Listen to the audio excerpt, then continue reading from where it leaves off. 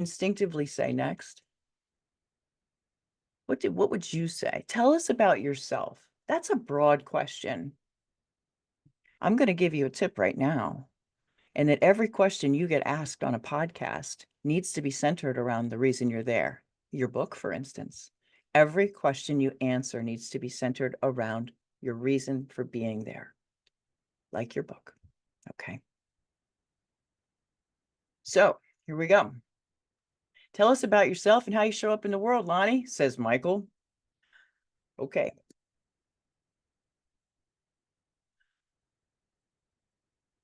About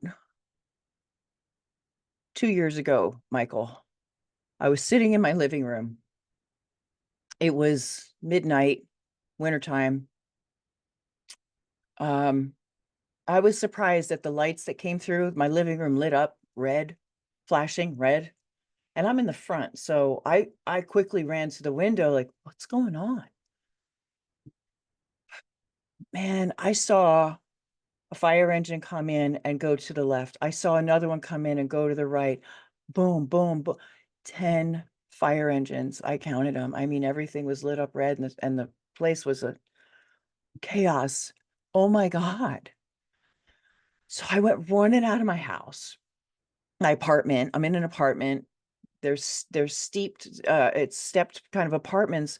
And so it was very hard to tell in the dark of the night which building was on fire. And I banged on the door of my friend on my way to see, get closer to the smoke, to see what was going on. What was going on? It wasn't my building. It wasn't hers. And I ran up there. Oh my God. I I saw the roof on fire. And then it caught on the other building, and I saw people jumping from balconies. I saw old people shimmying down square banisters and beams, which would hurt. I saw people leaping, falling, screaming.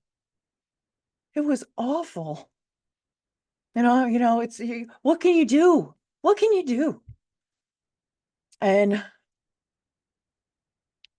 slowly the parking lot filled up. People were checking on their pets and checking on each other. And it was wintertime. The majority of people, because it was late, were in their pajamas, barefoot, shivering, watching everything they owned go up in a blaze. People were like, I don't have my cell phone. It's burning up in my apartment now. My car keys are burned up. I mean, the bits of conversation that I caught as I was walking along, I can't, a lot of people didn't have renter's insurance. They didn't have a phone. They didn't know who to call. They didn't know how to call anybody. There were so many people that were suddenly homeless.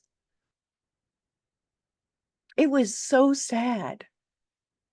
And I ran back here and I happened to have a lot of socks, and blankets. And I ran back and I met them in the clubhouse. The people were just devastated, stunned. So were we. And a friend of mine said the other day that me seeing that was actually a trauma.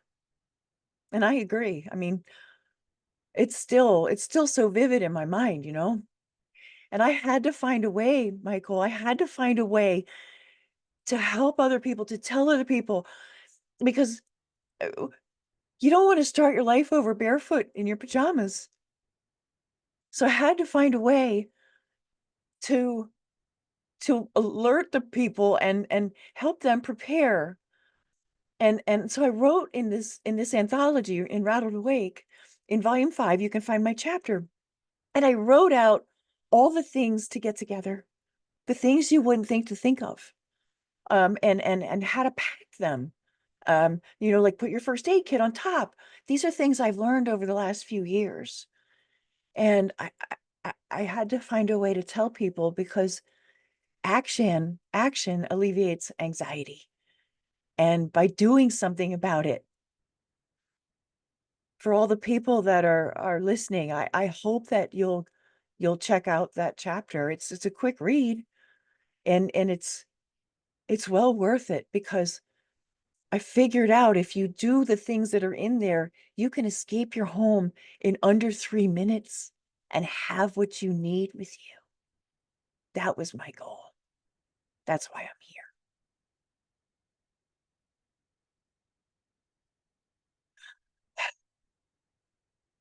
Could you see what I was saying?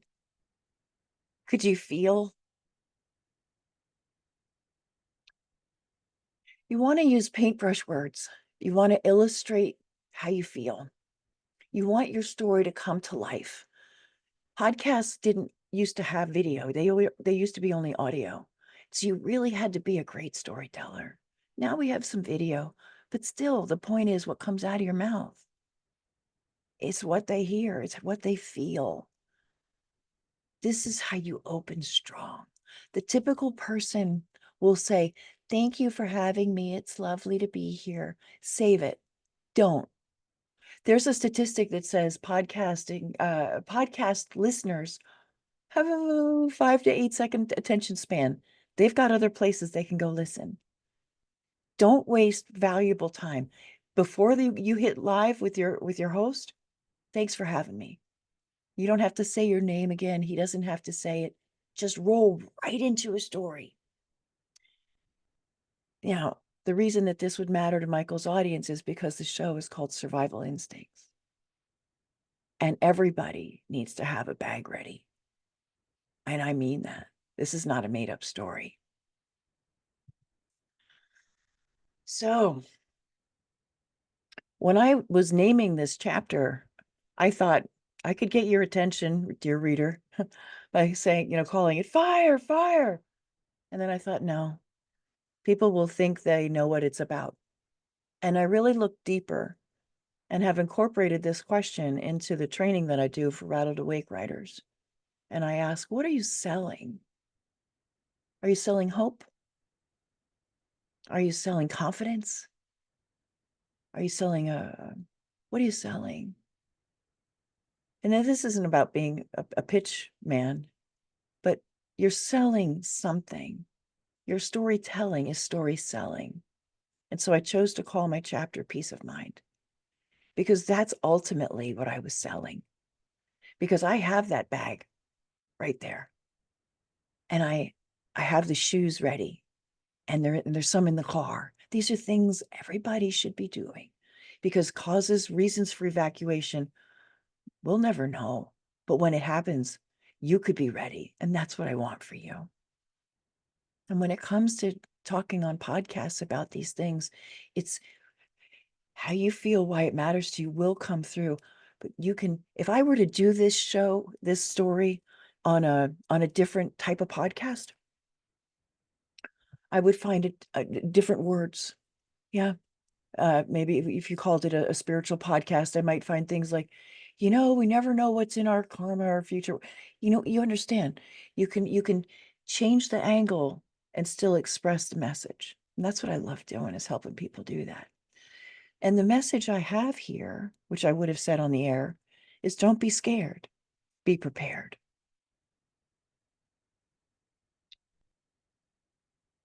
All right. I know you guys can read this. If you prefer to listen, great. Close your eyes and I'll talk. Books that sell books. These are one-liners.